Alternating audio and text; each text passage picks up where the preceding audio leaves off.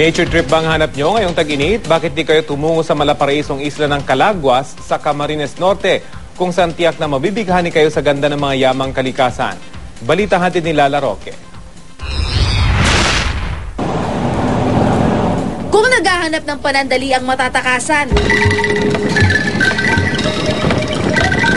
2 oras mula sa baybayin ng Camarines Norte.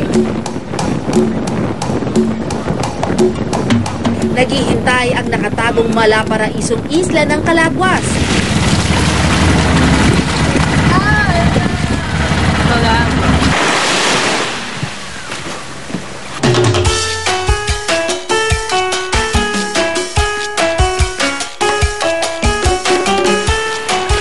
Tahanan ito para sa 3 barangay.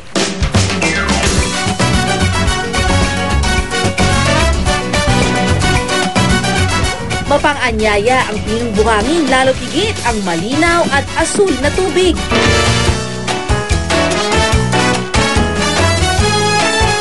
Wala mang kuryente sa isla o mararamyang cottage o kwarto. Gaya sa ibang kilalang beach, hindi naman madamot ang Calaguas na ipakita ang nakabibighani nitong ganda. Ito yung pinaka-pinuntahan namin kasi walang tao, very peaceful, and I love the beach. Revealing kasi yung nature, mas hindi pa masyadong exploited. Kung gusto mo ng tahimik na lugar, dito sa Calaguas makikita mo siya. Isang pamilya raw ang nagmamay-ari ng dalampasigang ito na kailan lang binuksan sa publiko. Hindi po namin akalain na sisikat po ito. Kaya tuwang-tuwa naman po kayo bilang caretaker.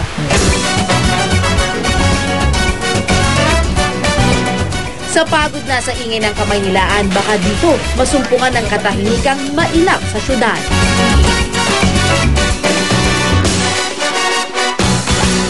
Lala Roque, GMA News.